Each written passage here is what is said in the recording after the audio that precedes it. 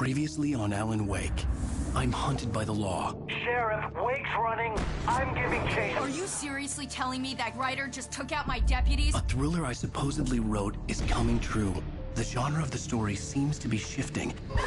It's turning into a horror story. I was told that Alice had been kidnapped, but that was a lie. We don't have his wife. We don't know where she is. Her purported kidnapper was eaten up by the dark presence before it attacked me.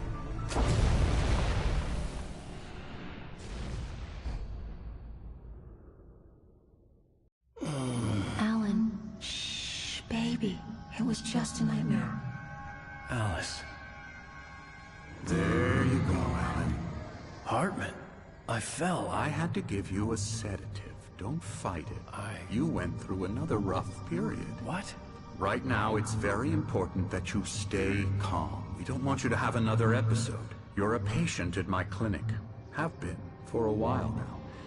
The shock of your wife's death triggered a mental illness. No, you're lying. You're suffering from various symptoms of undifferentiated schizophrenia. It's okay, Alan. Just let go.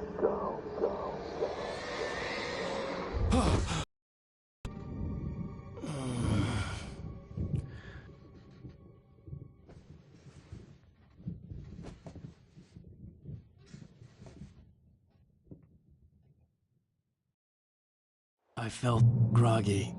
Whatever Hartman had bumped in me was making me numb. I felt like this was happening to someone else. Someone I was watching on television. I couldn't think. Couldn't focus. There were only empty sheets of paper here. No manuscript pages.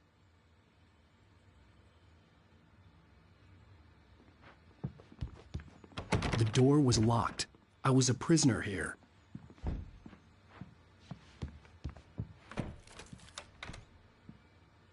Good evening, Alan. Are we feeling better now? Feeling calm? Yeah. I see you brought your pet gorilla with you. So sure, I'm calm. I get the message. Loud and clear. Why, right. That's the spirit. You're being very brave, Alan. I understand you're confused. I would be more concerned if you weren't suspicious of me. I don't blame you for it. Big of you. Now, why don't you come with me? We'll reacquaint you with my clinic and go over everything you might have forgotten. Little walk and some fresh air? Yes, it will do you good.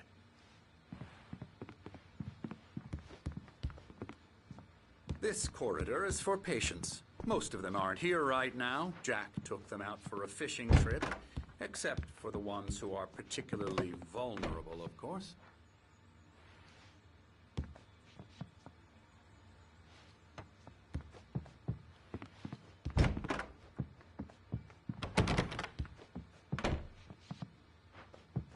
I encourage creativity as a part of the recovery process here at Cauldron Lake Lodge. I specialize in treating artists. I bet you do. Splendid, Alan. I honestly believe we can get this thing under control if we work together. This way, Alan.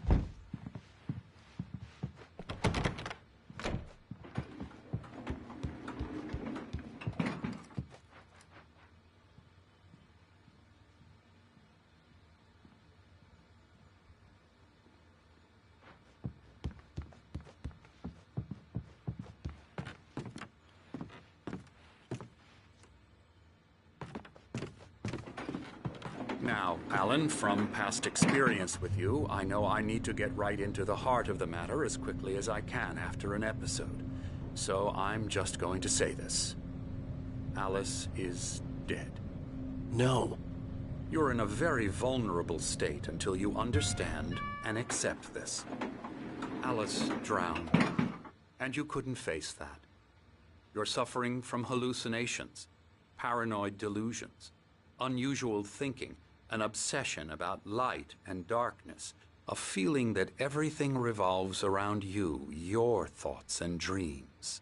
Your mind has constructed an elaborate fantasy scenario in which your writings are affecting reality. She has been kidnapped, and supernatural forces of darkness are trying to stop you.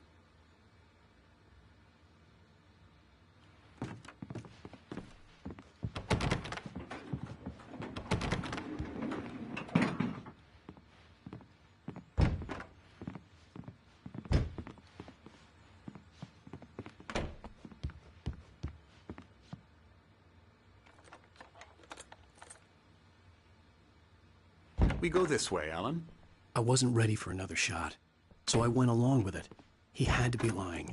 But under the influence of the drug he had given me, I had to fight not to believe his words. It's all in your head. You've been making it up. Apart from the tragic accident with your wife, no one has been killed. Your delusions are just a manifestation of your subconscious mind trying to protect you from the too painful truth. Unless we fight the fantasy, it will return. I know the instinct is to resist me, but think about it. Doesn't this make far more sense than the insane supernatural conspiracy you have concocted in your mind? You're a skeptic by nature, Alan. We both know this. Everything can be explained logically.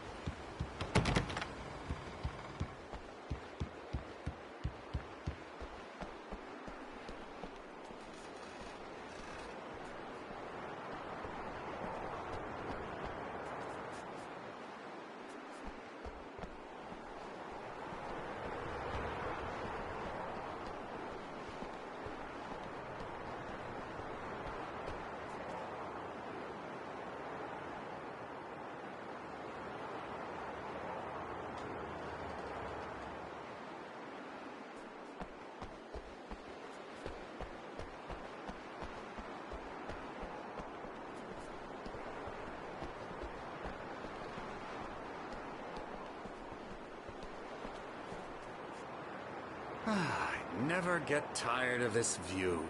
Very inspiring, isn't it? Cauldron Lake spread below us. I could see Mirror Peak on the other side of the lake. I thought I could make out the spot where Diver's Isle had been when I arrived with Alice. Now there was nothing but waves. It seems there's a storm coming. Funny, I don't recall there being a mention of that in the weather forecast. Well, no matter. This way. Follow me. Alan, what I'm telling you is good news. Right now we're in control. Every time you have a relapse, it gets more and more difficult to resurface from the dark depths of your imagination. Not surprising, considering your profession. Imagination is what you work with. After all your nightmares, this should come as an immense relief to you. If it doesn't, why is that? Because I'm lying? Or because you don't want to admit that you're not well? It's very natural for you to think of me as your enemy. It's part of the illness. I let him talk. Hartman obviously loved his own voice. His words echoed madly inside my head. I dug my nails into the palms of my hands to stay focused. You need to work with me. Once you accept that, we can begin the journey towards your recovery.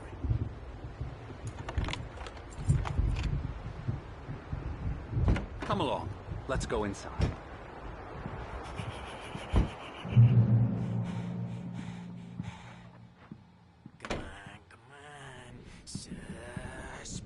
Here's the entrance to the office wing. That's for staff only. You were impressed by my trophies when you first arrived here. I do love to hunt. The great outdoors, man versus nature. It's wonderful stuff. Pretty damn wonderful, yeah. Scary, scary, scary.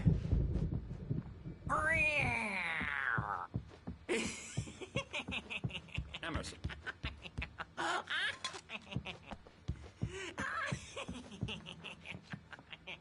I'm a real bad dream, mister. You should be afraid of me. Don't want to run into me in the night, that's for sure. Please, Emerson. Mr. Wake is confused enough as it is. Yeah, you'd like me to go away so you won't be scared.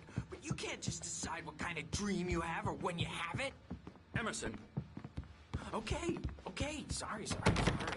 Boo. La la la la la la la la la la la la la.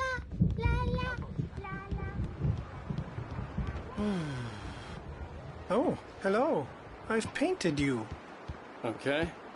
I was just struck by inspiration a couple of days ago. Dr. Hartman wanted me to paint landscapes, and that's what I was doing. But now I've been doing these things, a lot of them. The images just keep coming. Dr. Hartman likes them. He has them in his office. Yeah? He's very proud of me. He says I'm getting much better. I think I'm getting better.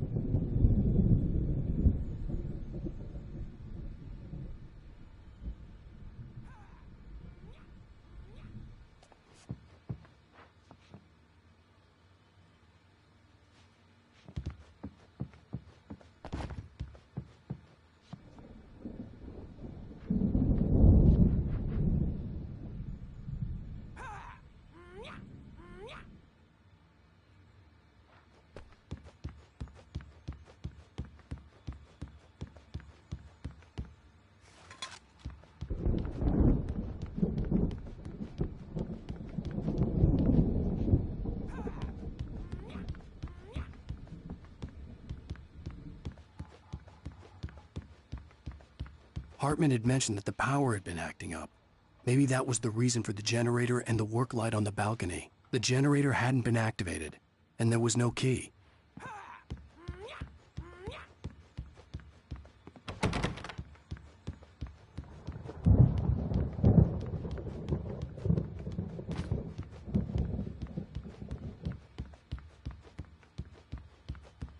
Now, you might have noticed the typewriter in your room.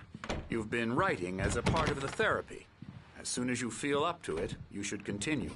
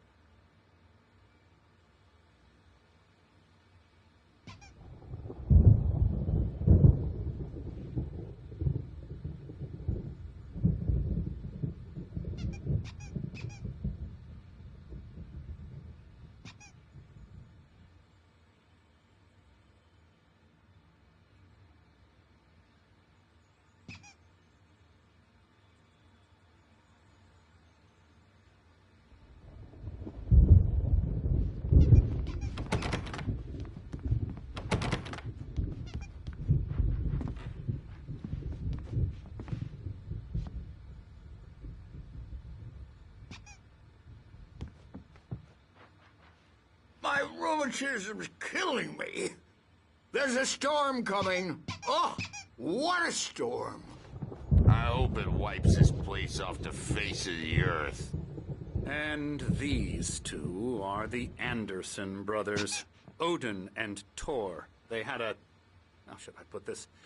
A heavy metal band in the 70s and 80s called Old Gods of Asgard. They even adopted new first names to complete the image of Viking gods. After the band broke up, they lived on a farm nearby.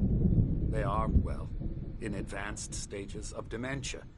They're well cared for, TLC and all that. There's nothing more that can be done.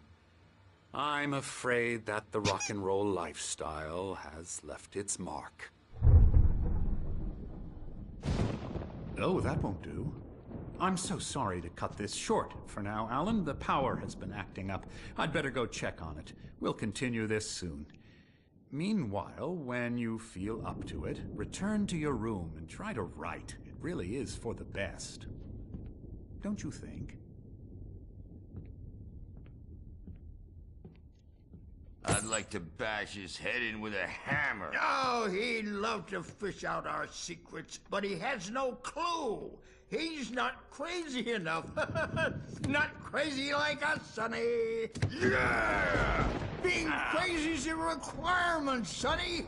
Who else could understand the world when it's like this? It takes crazy to know crazy. That's the sanest thing I've heard in a while. Zane! You're all right, Tom. Hey, we like him, don't we, bro? He's got to go to the farm. The Anderson farm. Valhalla!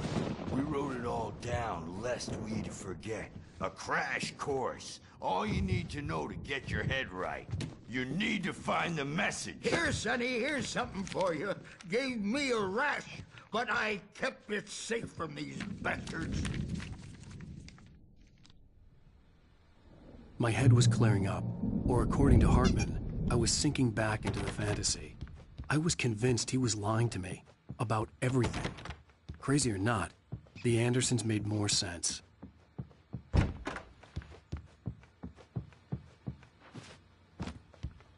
Tom, you got any booze on you? Yeah, no. Sorry, we have guys. a stash of the special stuff at the farm. Our own formula. Local ingredients. Medicine clears your head right up. Makes you remember like moonbeams on the brain. Oh, I just noticed. Leather patches on the elbows? That's not very rock and roll. Tom just lost is all. Baba Yaga got to him too, the damn witch. She used us all. Taken from all of us. Took my thunder, the witch. And my ravens. What were they? memory and thought, the hag. She took something from you too, didn't she? That's what she does. We're better off. This place, the lake, it gives you power. If you're a creator, an artist, a god. Nightmare shifted in their sleep in the darkness of the lake. Yeah, that's the one. She makes sure it comes out twisted and raw. Just ask the lamp lady. She knows what happened to that other rider. She's been using you, boy, and you let her. You went and opened the door for her, didn't you? Now, it was already open a crack. And whose fault is that? We're morally corrupt, disease-ridden, old and stupid. Doesn't mean he had to open it all the way, goddammit.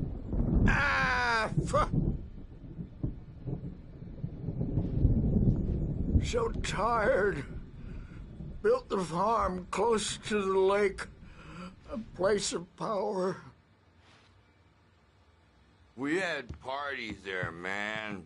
You should go there and have a party.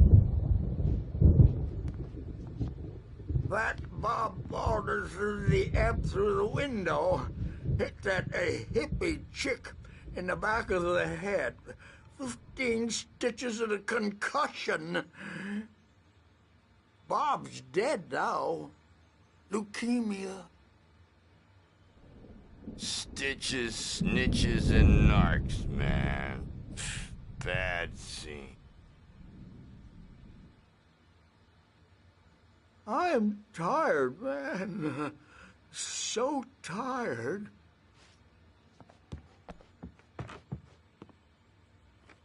I want to go home.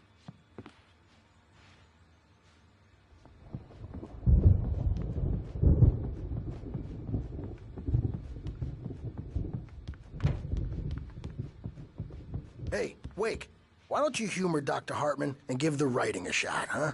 Typewriter's in your room. You can get to your room by those stairs, Wake.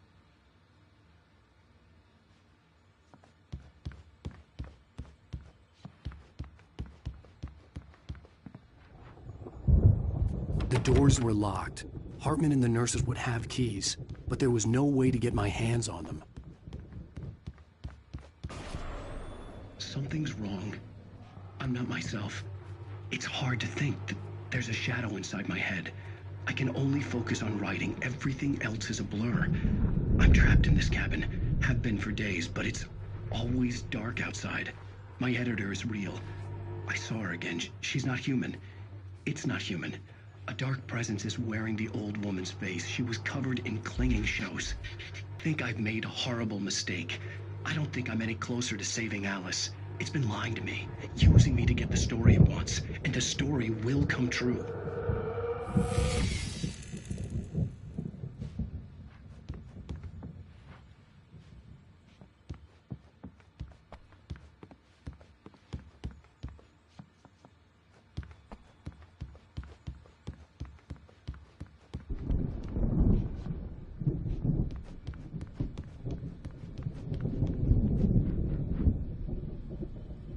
Hartman wanted me to write. I knew I couldn't, but I figured I should just play along for now. It was the only thing I could do with... in front of me hurt my eyes. My hands began to shake uncontrollably. Everybody calm down. Put that down. Bert, I need help. Hey, Wake, you stay here. I'm gonna go see what's up. You just keep doing what you're doing. Be cool, okay?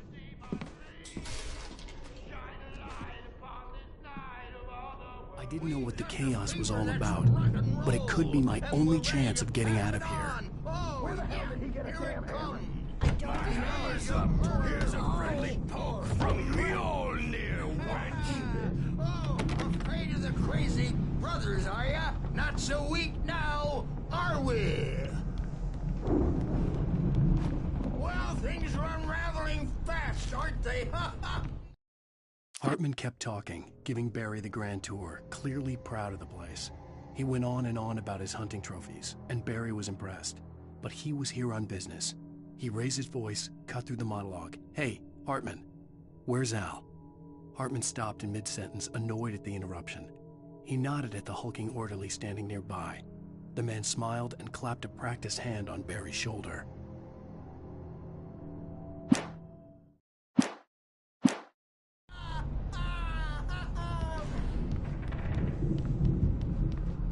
It's my store. Sinclair looked bad. That wasn't a love tap. The crazy old fart hit her hard. If she was one of Hartman's goons, she had it coming. I had to get to Hartman's office. He had taken all my manuscript pages. That's where he'd been keeping them. Come out and face the music, Birch! It's time to pay the piper!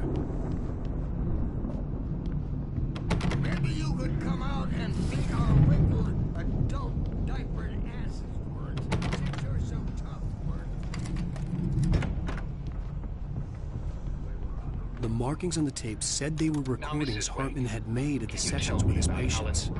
I saw Alice's name on one of them. For a moment, I couldn't breathe right. He's so angry all the time. He's getting violent. Do you mean with you? No, not with me. No, never. Sometimes I almost wish Alan would take a swing at me, because at least that'd lead to a conversation he couldn't just march out of. But no. Alan doesn't really sleep. And the work, well, he's not writing at all. He sits there for hours and just gets more and more frustrated.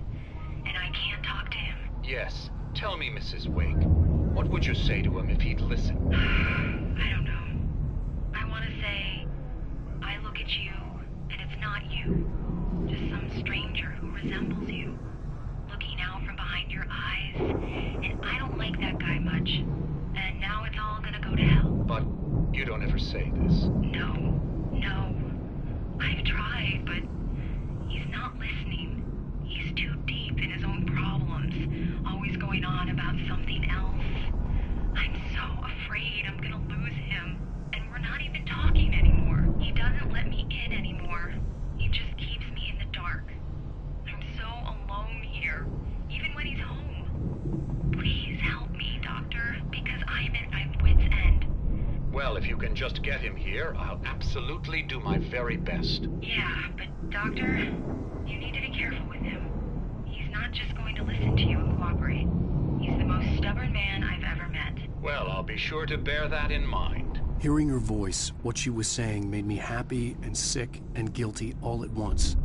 Worst of all, I recognized the words. The phone call from her. It had been a cut-up of this.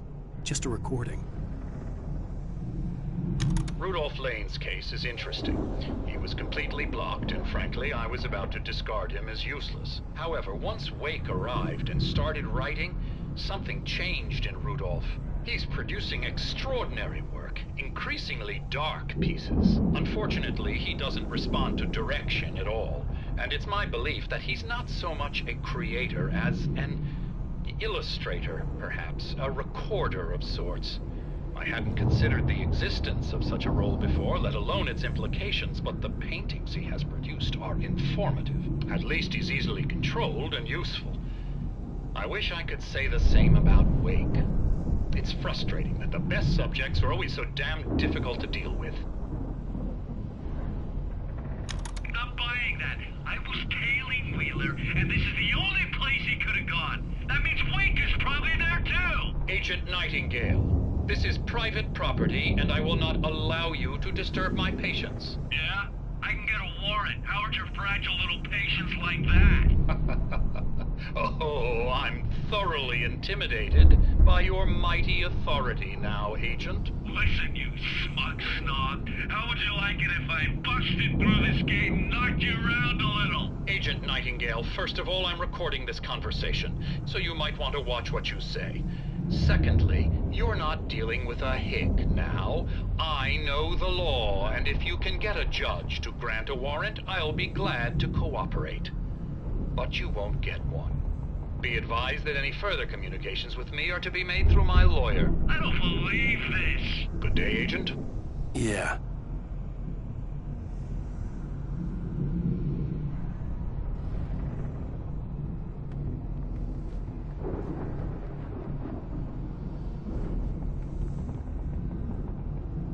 The photo on the wall caught my attention. In it, the clinic staff was standing outside the lodge. I knew the man next to Hartman. He was the kidnapper. Hartman had been playing me all along.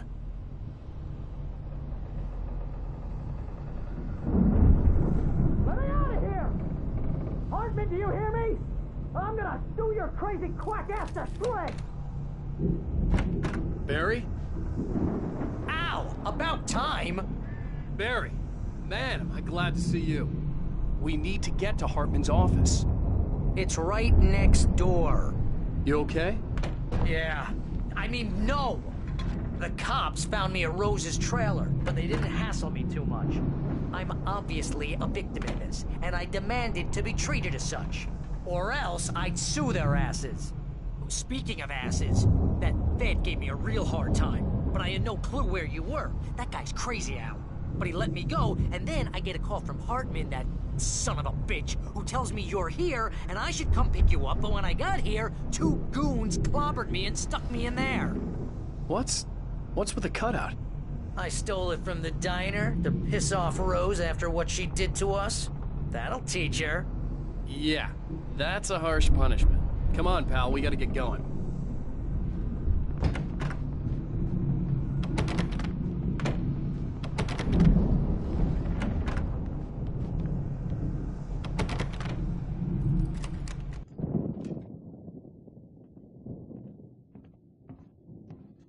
These were all the pages I had on me. And more.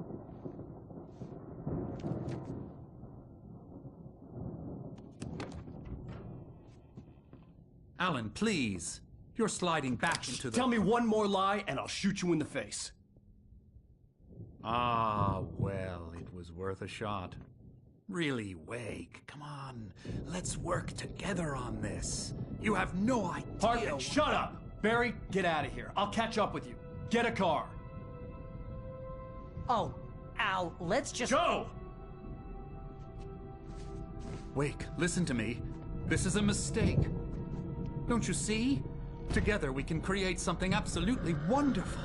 With your ability and mine.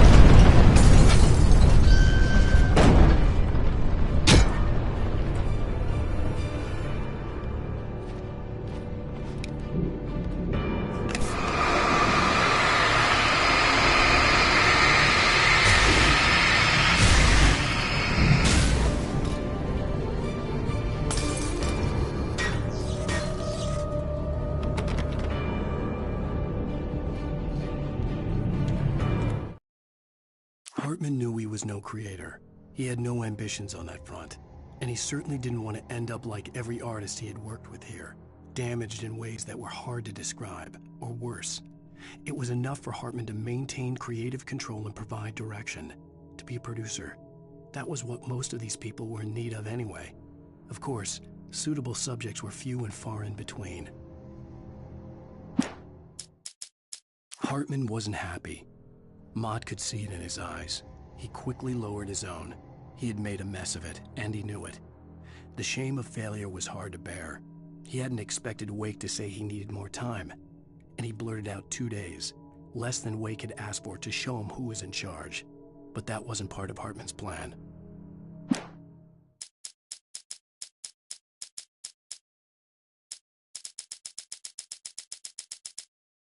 Zane could feel the poems, taking form, shaping things. As he experimented, he imagined he could almost feel the power surging through the keys of the typewriter. It exhilarated him. But there was fear, too. If not for his young assistant Emil, he would have given it up. But Emil convinced him otherwise. He too had a way with words. Hartman followed the fall of Alan Wake with his binoculars. When the rider hit the water, he ordered Jack to take the boat to him. The spot was easy to see in the dark, even with all the extra lights in the boat. The flare floated and kept burning even in the water. Jack turned the radio louder as the engine sputtered. The music was rough and clanking, something the Anderson brothers would no doubt have enjoyed. But Hartman chose to ignore it. Wake was finally within his reach.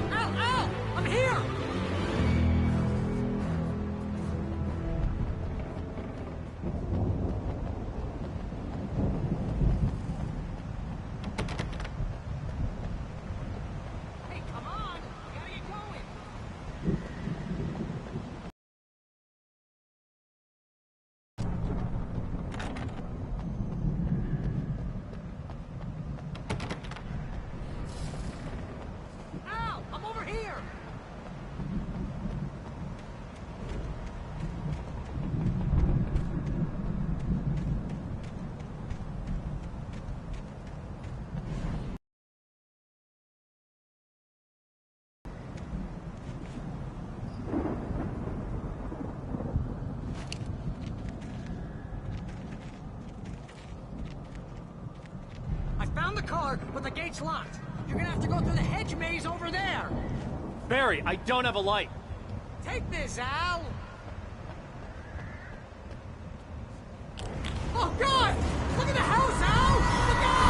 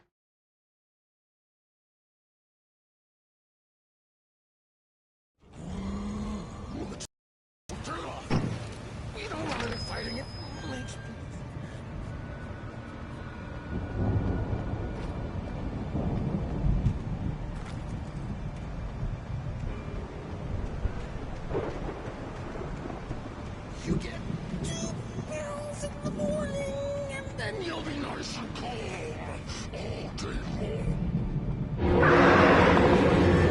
You get 2 pills in the evening, and then you'll sleep like a baby.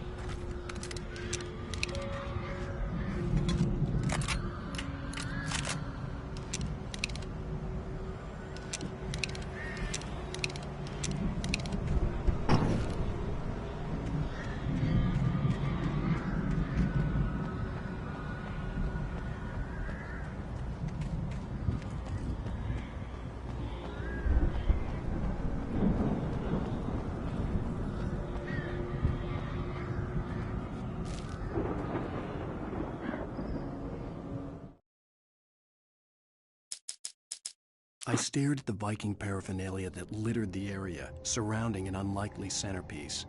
A full-size stage complete with an impressive sound system with all the trimmings, including a dragon. It took a special kind of crazy to build something like this in a remote field. When the sky split open with a deafening boom and the music started blasting, it felt strangely appropriate. For the moment, Barry was just glad he had survived the fall. He had been separated from Al, and there was no easy way to climb back up. He told himself he'd be okay in the gloomy forest at night. He would just have to wait for a while for Al to find his way down. Barry turned when he heard the heavy footsteps and saw the movement. The man-shaped shadow lunged at him from the bushes, an axe held high. Barry screamed and threw up his hand. The world exploded. Mott knew that Wake was smarter than him. Wake had more money, a beautiful wife, everything. And Hartman said Wake was important. That made him better than Mott. But Mott was calling the shots now.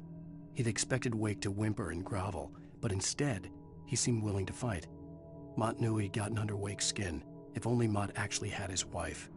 The thought made him shiver. Hartman hurried down the corridor. He had disliked leaving Wake when he was surely at his most susceptible to therapy. But this was not an ordinary storm. Wake had been writing, and he had woken something up in the depths of the lake. Now, it was coming for him. Hartman had naturally prepared for a situation like this. The idiot brothers would keep Wake distracted while Hartman double-checked everything, just to be sure. Hartman watched as Wake's features slackened. The man was bullheaded, no doubt. Even lying on the bed, he'd almost broken Hartman's nose the second time. But with a little time, he could break Wake down, give him proper direction. Wake was easily the most promising subject he had had. Well, since Tom, really. "Sleep well, Alan," Hartman whispered with a smile. "Let me take care of you." He sniffed hard to clear his throbbing nose, swallowed blood, and barely tasted it.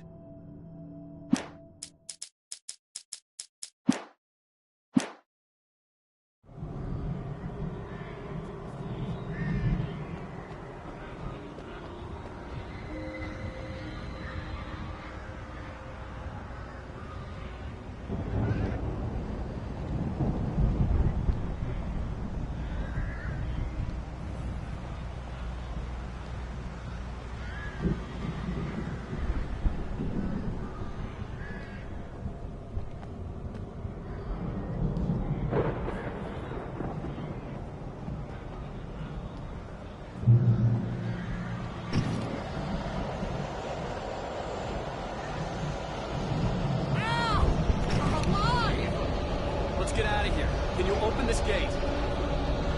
Maybe. Barry. Well, I slammed it shut when the nasty showed up, and the key fits kind of loose in the lock, so, Barry! I'll find it, don't worry about it!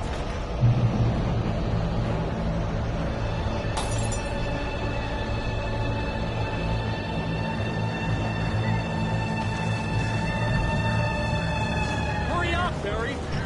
I'm on it! I'm on it! Ah!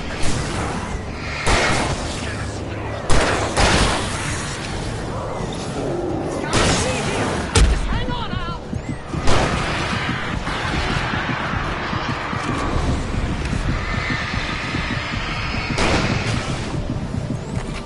Oh, hey, I found a corner!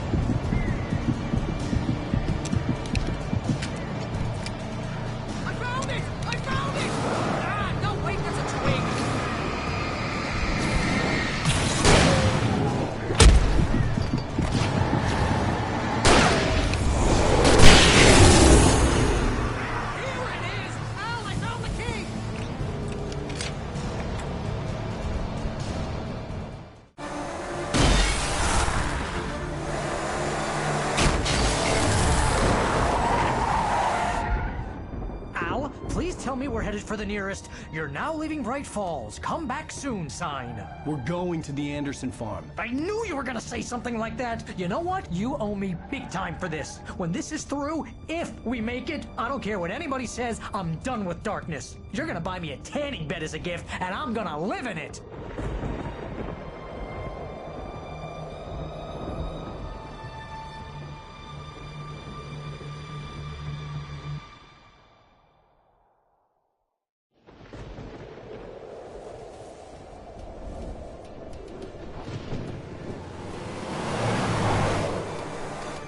I'm crazy, but that's fine, Barry. Oh, you got that right, Al. You're barking mad. You are by far the craziest... But maybe that's inevitable when you deal with crazy stuff like this. It helps.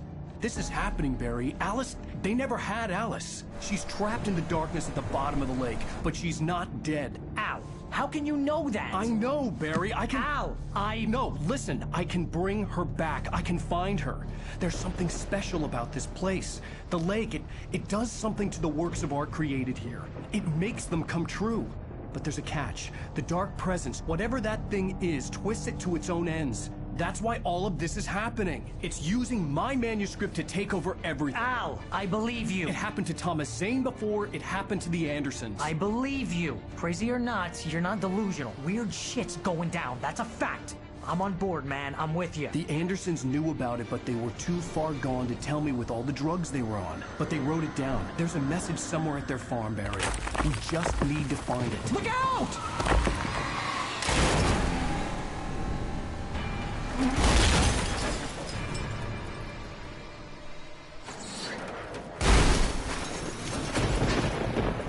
Al! God damn it, Al, talk to me!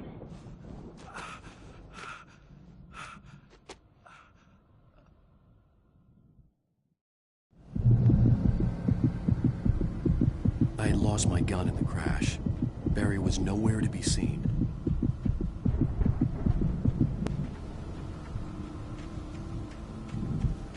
Barry! Barry! Oh, man, you're okay! Jeez, it's good to hear your voice!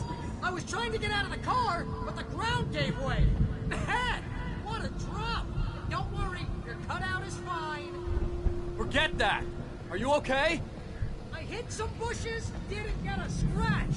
There's no way you can climb down, though. It's like a sheer wall.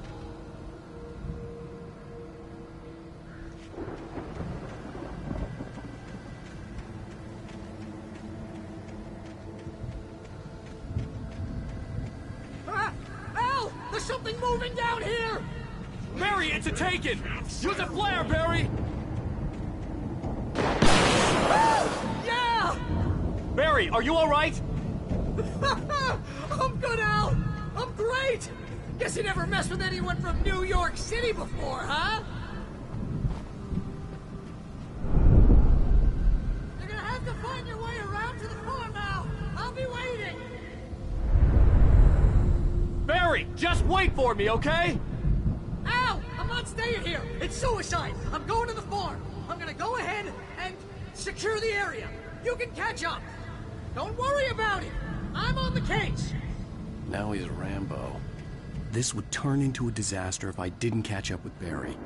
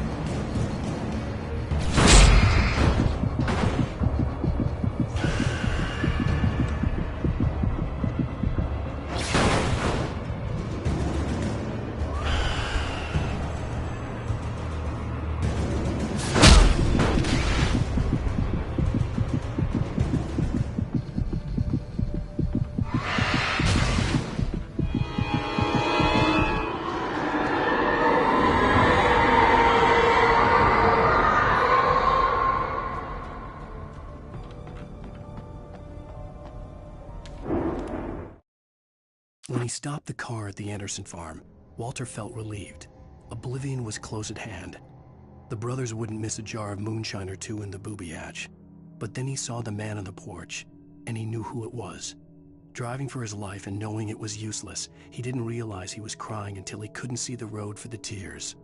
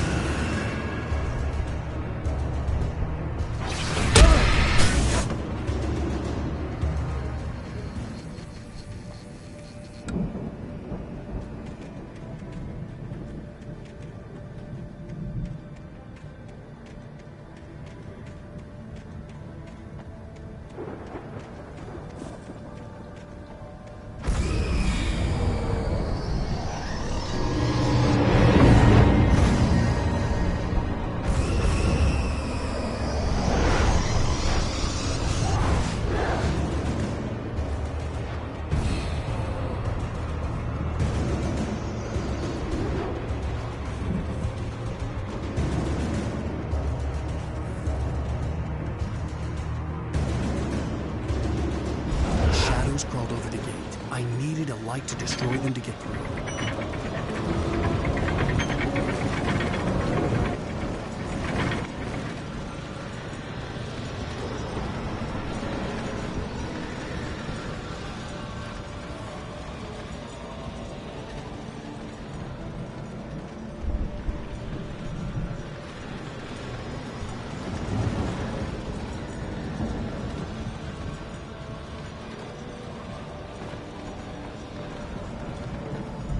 I hoped there'd still be a working generator somewhere around here to power up the old lights by the gate.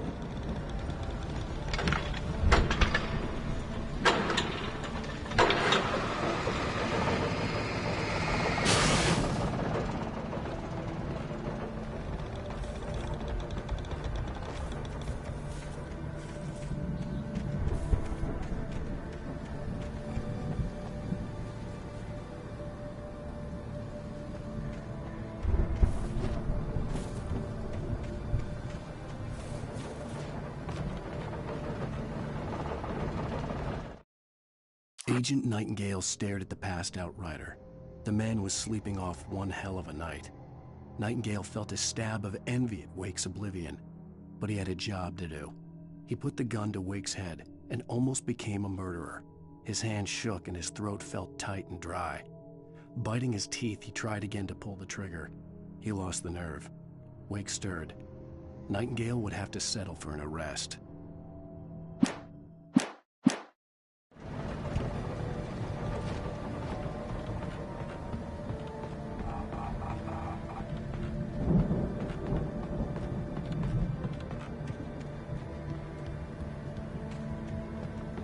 I could sense the movement in the woods ahead. Facing the enemy without a weapon was dangerous, but I had no choice.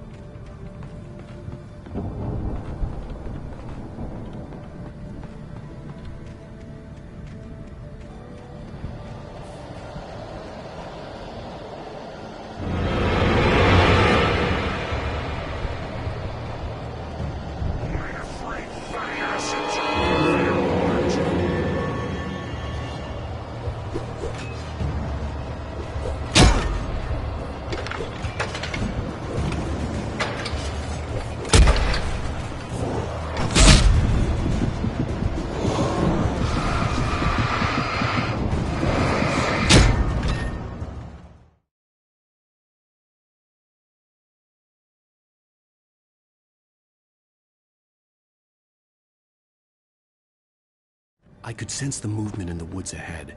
Facing the enemy without a weapon was dangerous, but I had no choice.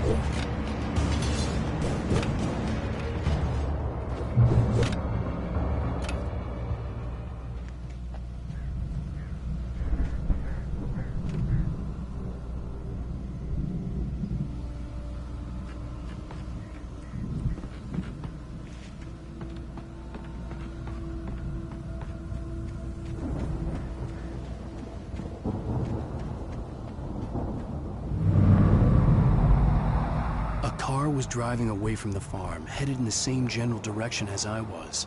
For all I knew, it was Barry, caught in the consequences of leaping before looking.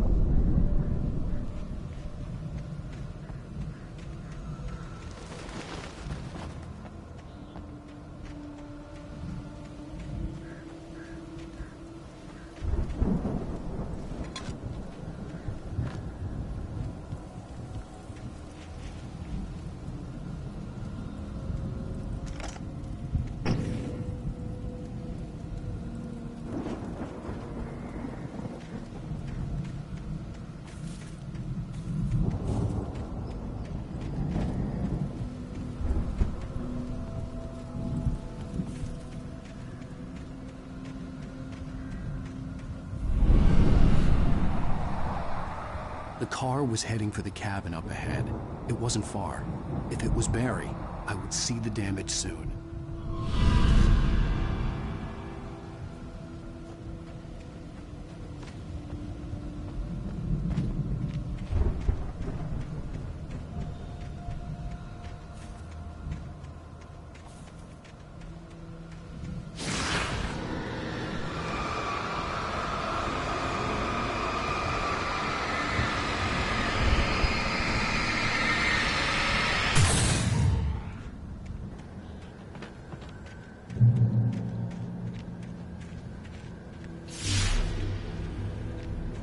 I'm trying to deliver each page to the right time and place.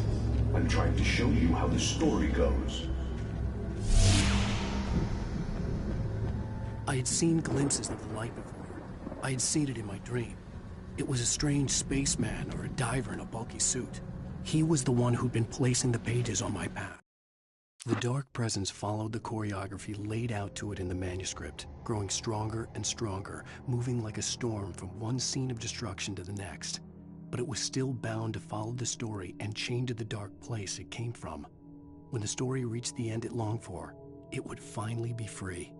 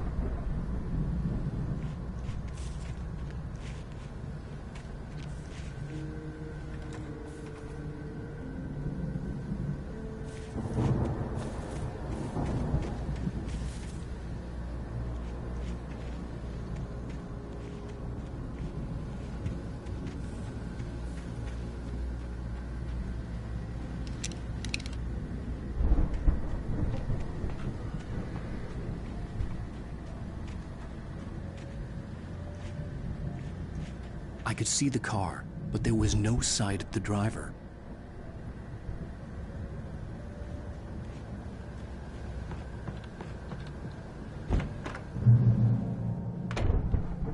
Hello? Anybody here? Barry! No! Danny, you're not! Please! What are you? No! Don't! I'm sorry!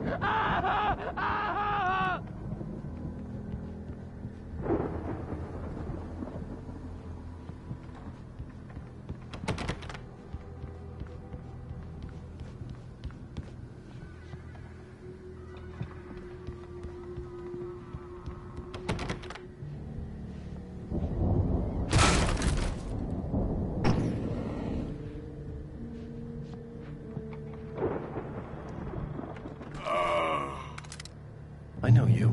You were in jail the other day.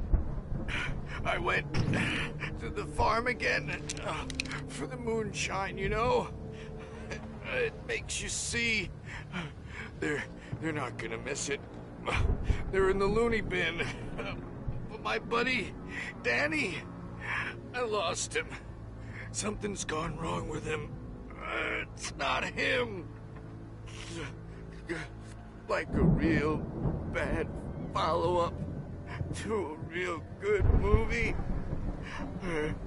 The best friend's something's bad guy who wrote this crap anyway.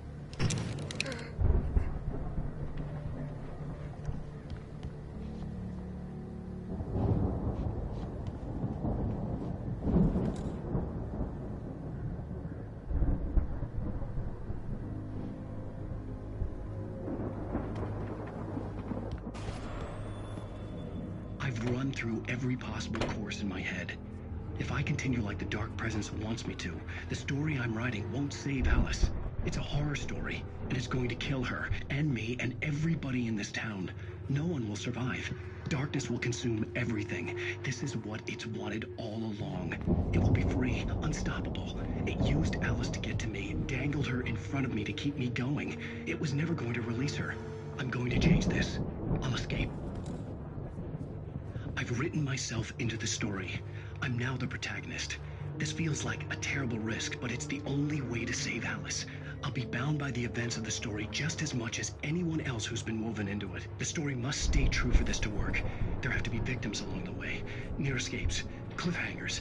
In a horror story, it can't be certain that the hero will succeed or even survive. He almost has to die. I'll write my own escape into the story next. I need help. Zane's going to be the one who will help me. I'll make it happen.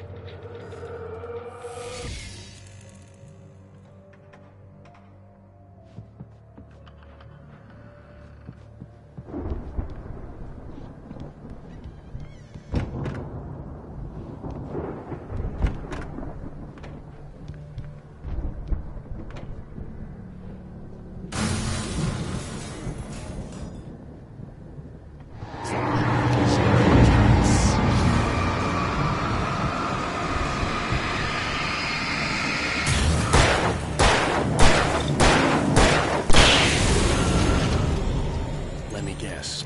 Danny, huh?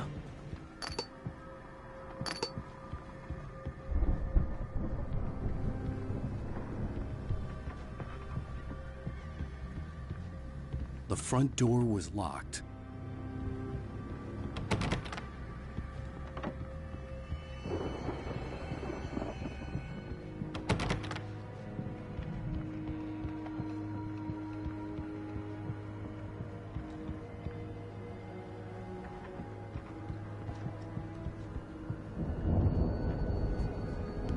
The farm was still a good distance away. I'd need a car to get there fast.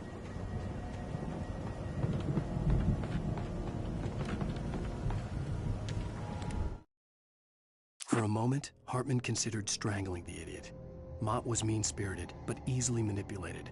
An emotional infant who lived for his approval. Wake, by contrast, was a far more difficult subject. Mott had given him too much leash. In 2 days, who knew what could happen? Hartman would have to find a way to rein him in, and quickly.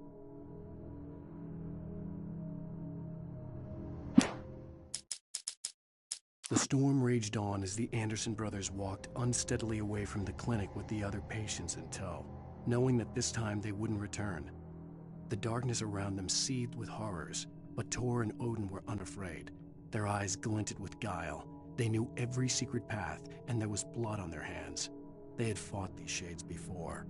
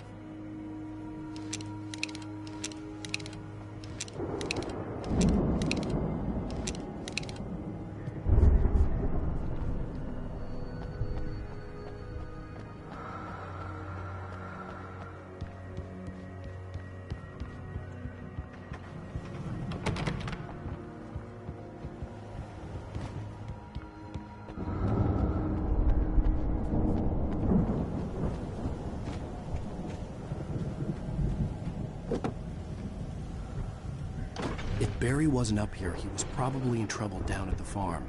For a moment, I felt bad for doubting him. After all, I'd made it this far myself. But Barry was Barry.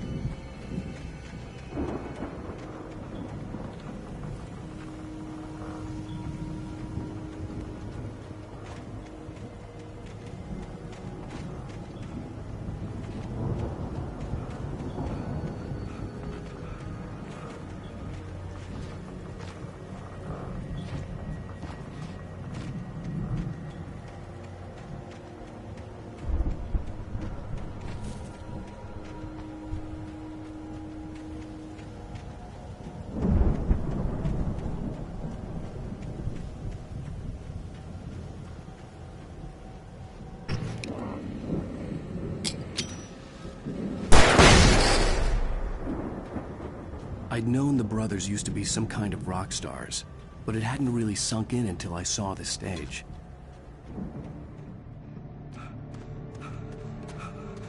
Ow! Run! Incoming! There's too many of them!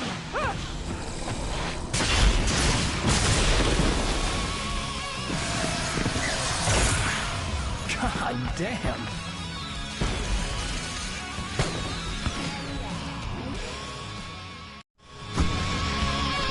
I'm so glad you decided to go it alone, Mr. Johnson. Shut up and shoot! Ow! We have to fight them all! I can set off more of the fireworks up here and help you out! Hey, Al! Did you notice there's enough ammo and stuff around? This place is stopped! Al! Hold on! I'll try to get the stage lights on!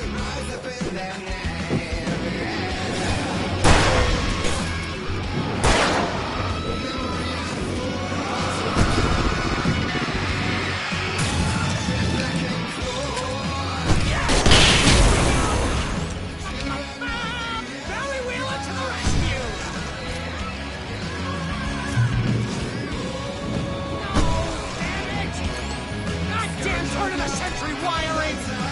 Hang on now! I'll get them working again, I promise!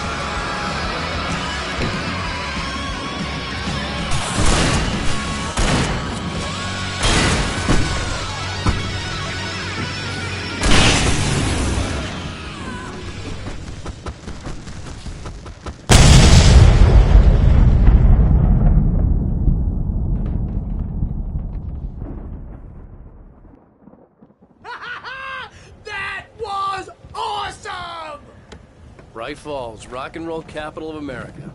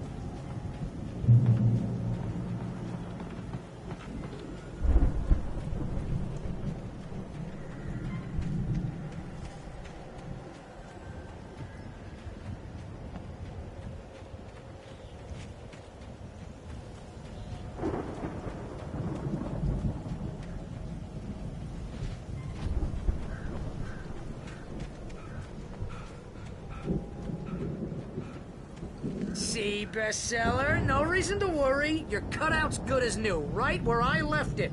I'll come back for it once we have the place secured. Yeah, that's been my biggest worry all this time.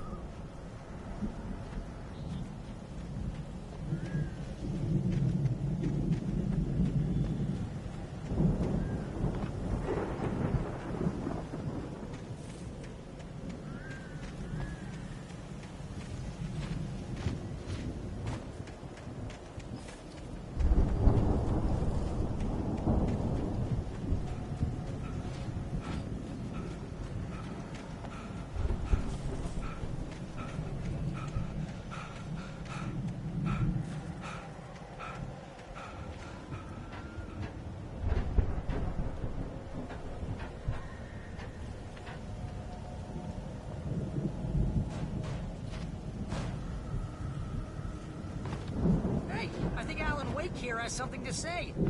What's that, Al? I'm Alan Wake. I'm always right about everything. And if I don't get my way, I'll sulk all day long. I'm always intense and moody. It makes me very attractive and mysterious. Right now, I'm just standing here because I need my best friend Barry to carry me. But that's okay. I can just take him for granted. I think I see what you did there. Was pretty good. You want me to do my imitation of Barry Wheeler? No? Thought so. Wow! You look at that thing, Al! They really went all out with this Viking crap, didn't they? Look at all this stuff. They must have done okay for themselves, so how come I never heard of these guys before? And this from the guy who learned about Ozzy Osbourne through reality TV?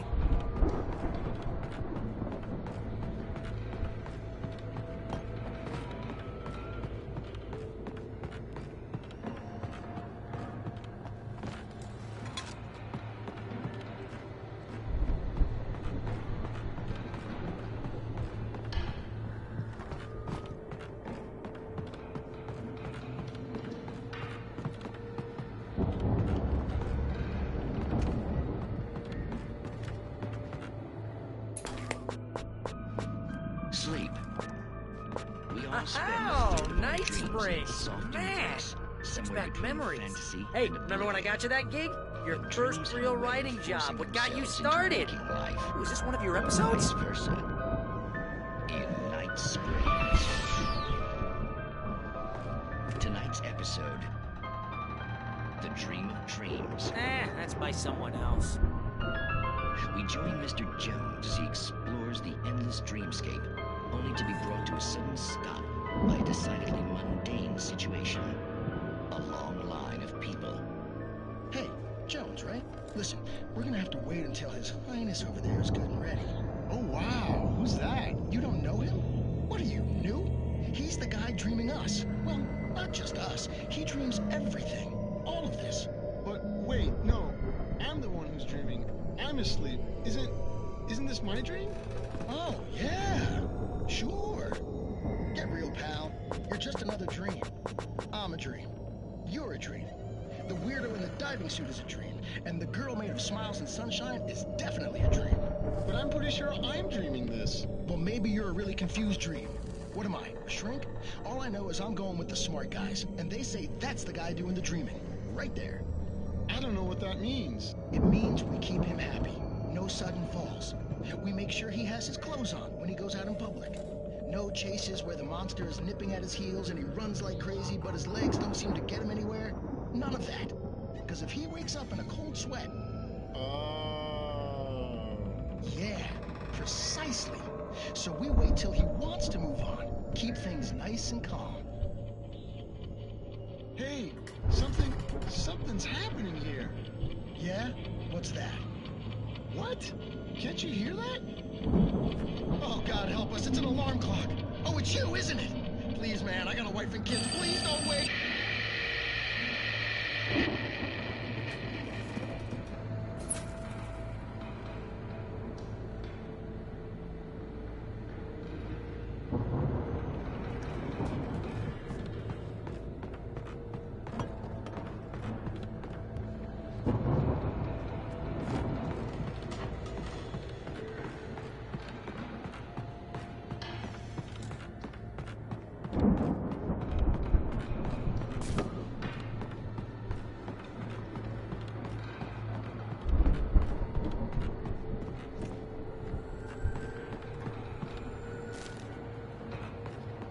The Viking boat looked imposing, almost like a battering ram.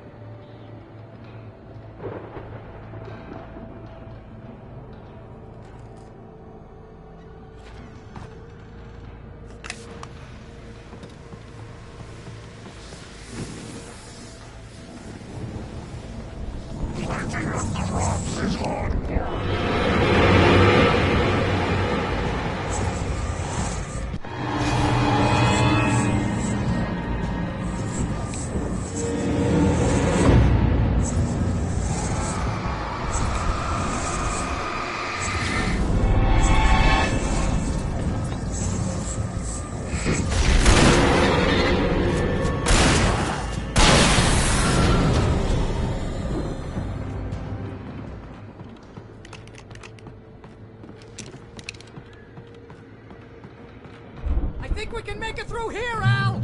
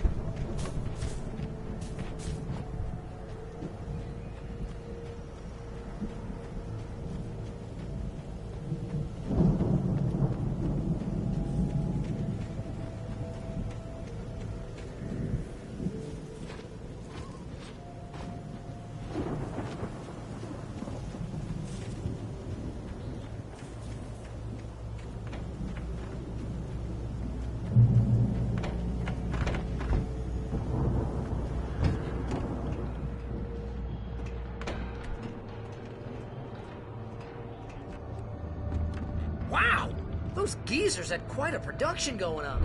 Ooh, you know what, Al? If we make it through this alive, I'm gonna start representing them. Yep, sell this stuff online, maybe get a reality show going, release a new single. Good luck with that, pal. Hey, you find us a way out here, okay? I'm gonna take a closer look at this stuff.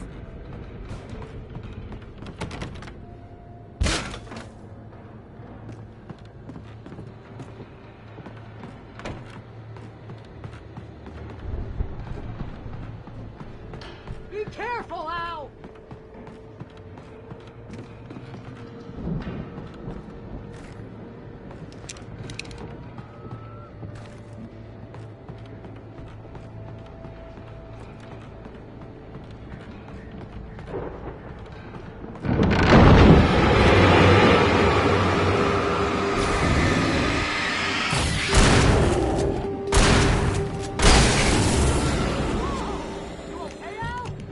I'm good. Keep your eyes open, okay?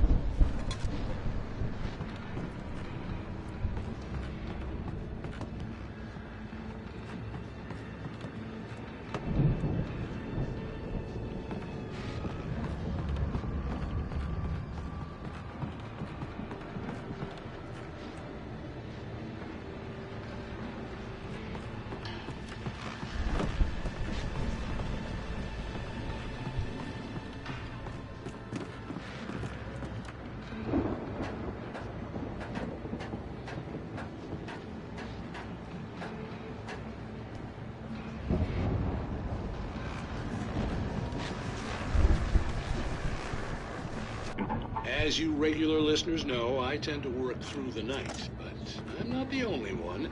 Deputies Mulligan and Thornton are taking a couple of moments off their busy schedule to join me here in the studio. Boys, how busy are you now?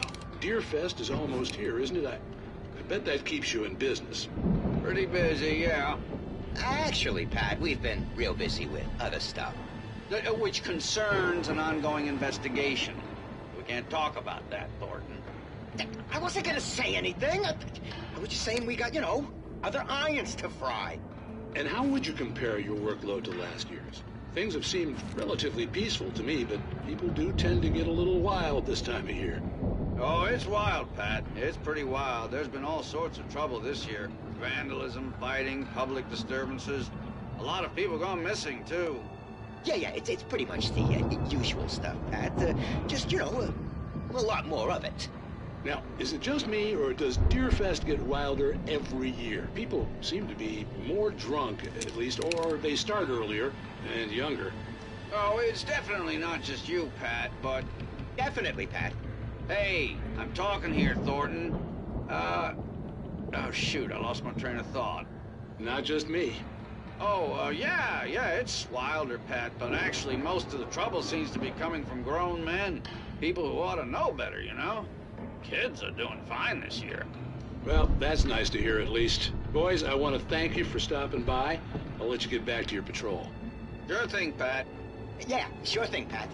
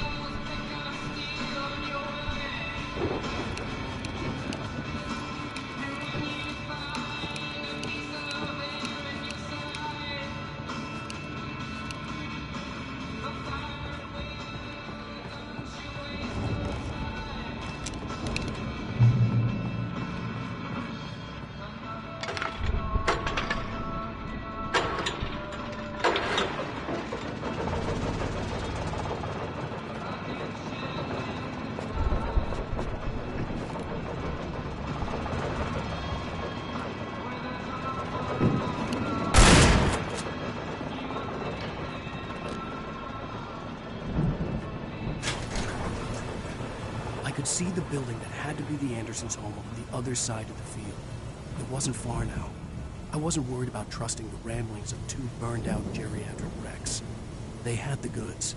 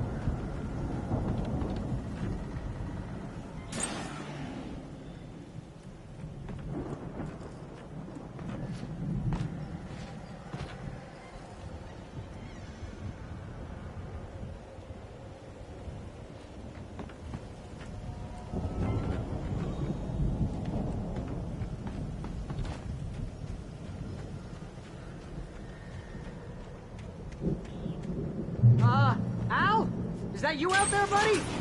Yeah, it's me. Hey, let's go, man.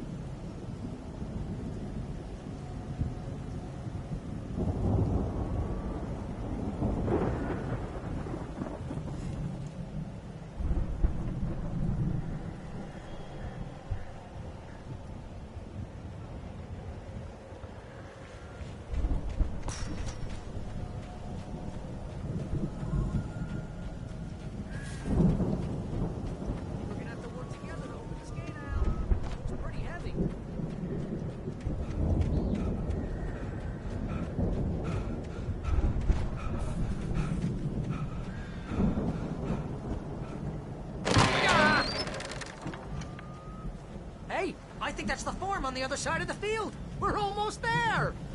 This farm is a crazy place for crazy people. We should feel right at home then.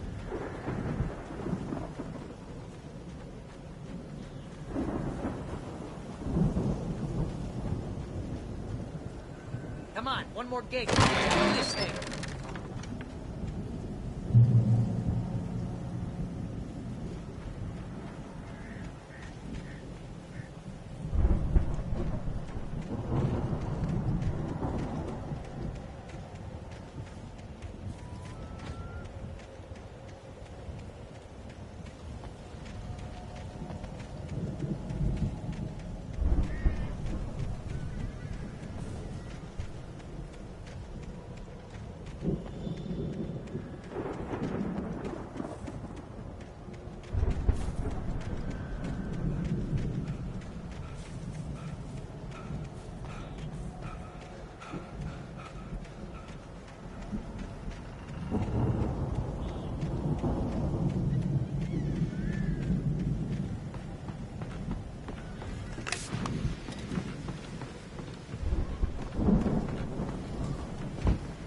Lights are out. Guess we better check the fuse box.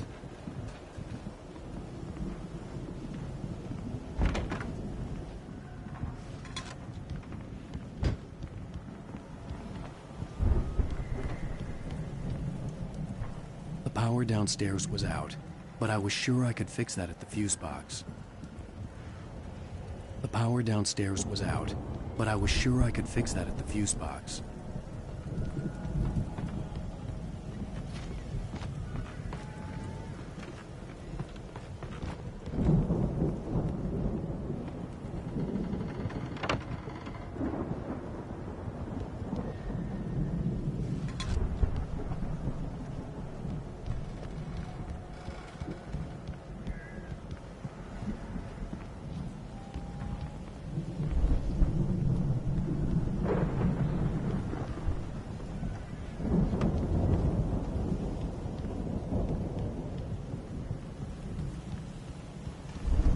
This place looks kind of limpid. I thought the Andersons were in the booby hatch. Come on, Al, let's get the lights on, huh?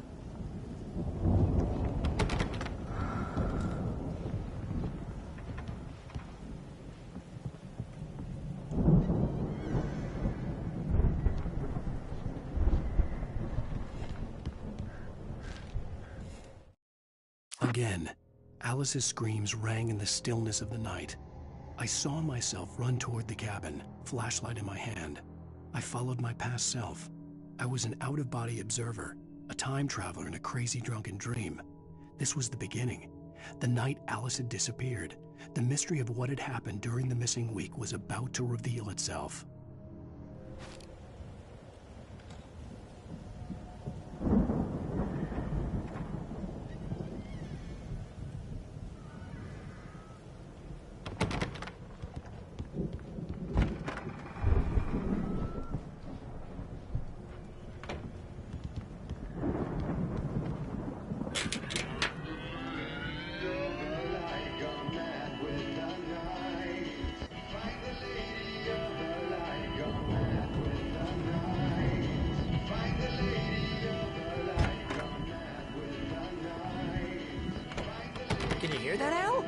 music? Of course. We need to find where it's coming from. That's the message the Andersons talking about. That's the whole reason we're here. Lady of the Light? Oh, that's gotta be... What's-her-face, the crazy lamp lady from the town. Cynthia Weaver. Right. Must be.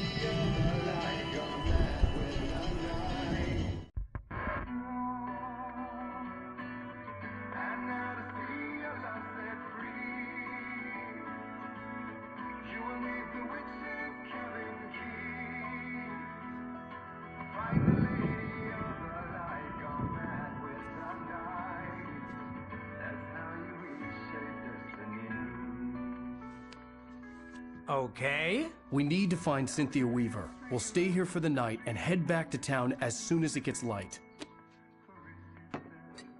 Hey, Al. Lots of hours before dawn. Might as well get some rest. And by rest, I mean drunk. Come on, Barry, this is...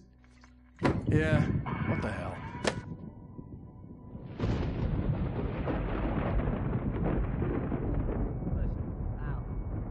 I'm sorry about this. No, seriously, because I know we don't get along, but we're gonna find her, right? And even though you're a crazy bastard, I'm gonna stick by you, no matter what, ever, Al. Sure, like a brother. I'm a writer, goddammit. Correct. If I just wanted to, I could write 10 books a year. And they'd be the best books that year. No, you couldn't. That's right, I couldn't. But I could, because I'm a writer. What? What do they put in this stuff? I feel like my brain is coming out of my nose. I'm gonna get the recipe off those coots and be a booze millionaire. I just miss her, Barry. I just want her here with me. I know, Al. I know. It's gonna be okay. We're gonna make it okay.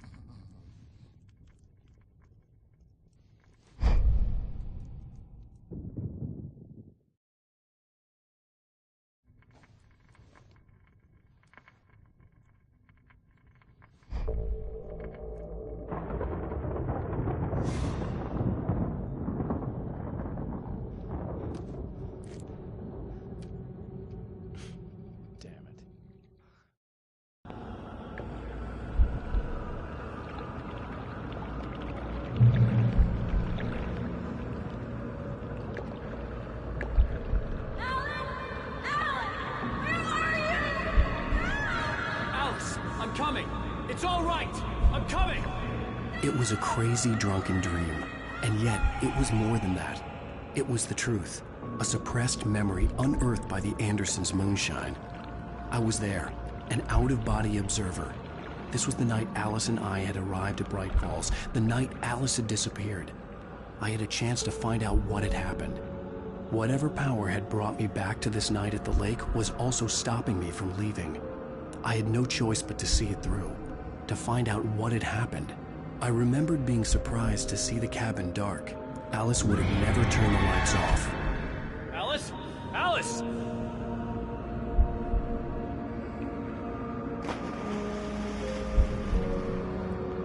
I remembered thinking I caught a glimpse of her form underwater, sinking into the darkness. Diving after her was the last vague memory I had of that night. After that, the next thing I could remember was waking up behind the wheel of the crashed car and finding the first pages of the manuscript.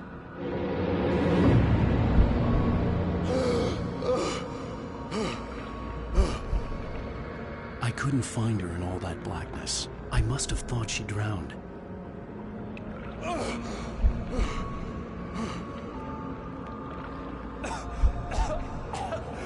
Alice! Jagger had Alice, and so she had me. Alice!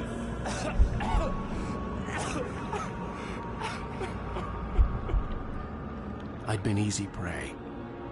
Look at the cabin. Is there someone in the window? Alice? Maybe she didn't drown after all. The dark presence had touched me. She had dug her nails into my brain and used me, made me her puppet.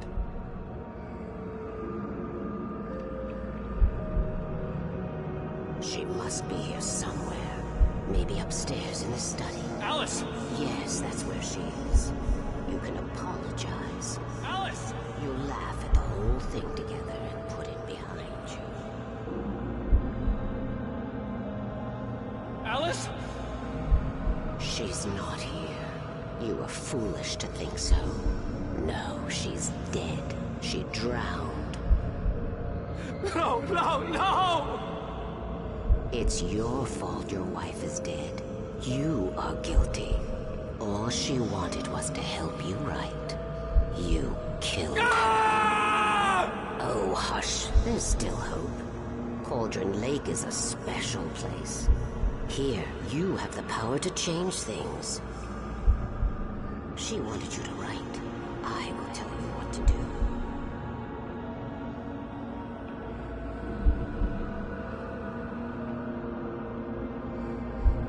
You can write her back. The story will come true, and all will be well again.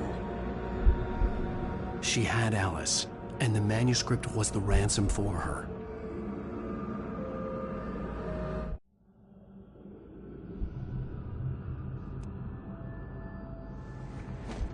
Yes.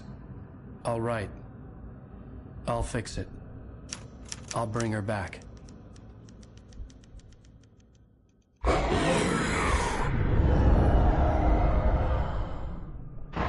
No. I wrote it. I remembered it all now. In the dark, I'd written for days, a week, almost a complete manuscript of a novel entitled Departure. Jagger had been my editor, whispering in my ear, making sure that the unfolding story would make her more and more powerful. I thought I was saving Alice. Even with the cobweb she put in my head, some part of me had been aware enough to write my escape into the story, to bring a light into the cabin to release me before I could finish, to interrupt the horror story before the ending, where darkness consumed everything and everyone. Zane was weak and far away, but I had written him into the story, and his light had been enough to set me free. It isn't here now. I'm here because it was written. I brought the light to set you free. You must hurry. It will know I'm here. It will be back soon. It stole the skin of my Barbara a long time ago. She looks so old.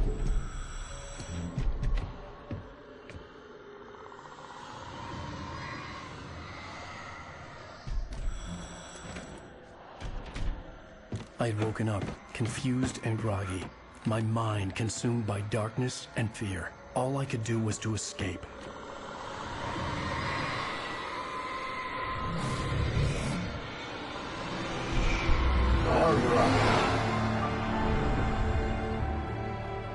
The week spent in the cabin had taken its toll. I was barely conscious, and fading fast. It had to have cost Zane terribly, thrown him even deeper into whatever dark place he now haunted. But he had managed to weaken the dark presence, kept me safe that night.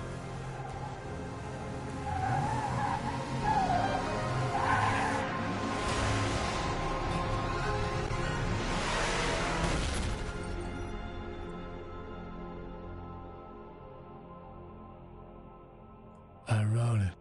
It's my fault. That's right, James Joyce. It's your fault, and you're gonna pay for it.